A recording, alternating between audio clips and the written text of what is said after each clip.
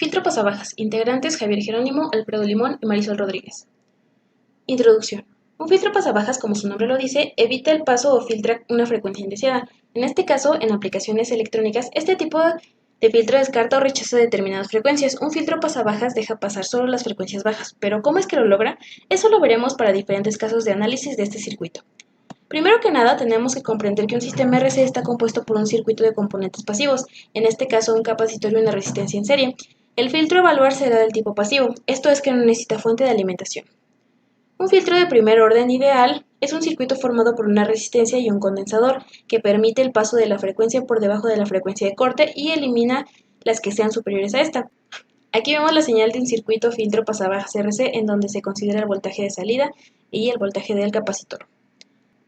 Los filtros de segundo orden o bipolares constan de dos secciones de filtros RC conectados entre sí y cada una tiene una señal. Aplicaciones.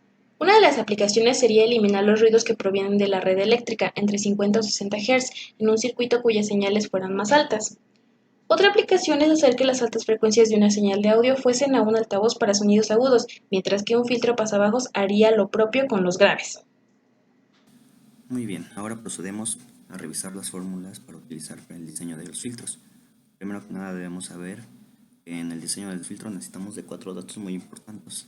En este caso FP, que viene expresado en unidades en Hz, FS también en Hz, AP en decibeles y AS también en decibeles. Sabiendo esto, como segundo punto procedemos a calcular el número de orden, en este caso representado con la letra N, y como se muestra en esta fórmula.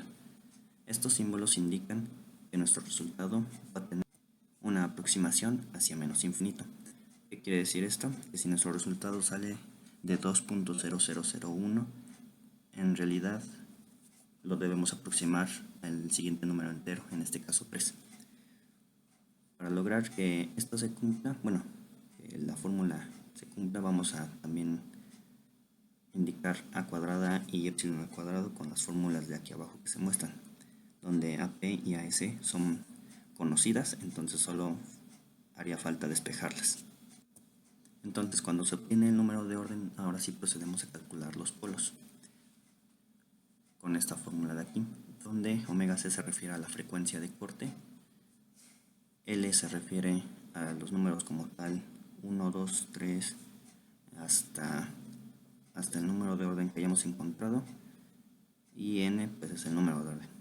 Para obtener los biquats vamos a utilizar esta fórmula, donde también ocupamos la frecuencia de corte, y aquí ocupamos cada uno de los polos que hayamos encontrado hasta nuestro polo N. Y por último, la función de transferencia se obtiene a partir de los filtros de primer y segundo orden. Estos ya están dados por generalidad. Aquí del lado izquierdo tenemos nuestra función de transferencia de primer orden con el diagrama, y del lado derecho la de segundo orden. Para aterrizar las fórmulas anteriores, se va a desarrollar el siguiente ejemplo. Se quiere realizar un filtro con las siguientes características. Lo primero que se tiene que hacer es calcular epsilon al cuadrado y a al cuadrado. Estos valores se utilizan para la fórmula del orden. El resultado que nos dé en la fórmula del orden se tiene que redondear a más infinito, por lo tanto en nuestro ejemplo el filtro es de orden 3. Para determinar si el filtro es estable o no, se calculan sus polos, y después de calcular sus polos se grafica en un círculo con el eje real y el eje imaginario.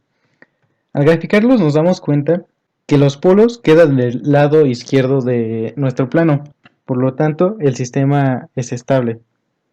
Después se calculan los biquats. Se calcula omega p para calcular omega c. La función de transferencia general queda omega c al cubo sobre s menos p1 por s menos p2 por s menos p3. Un filtro está conformado por filtros de primer orden y de segundo orden. En nuestro caso va a ser 1 y 1. Entonces la función de transferencia al final es esa.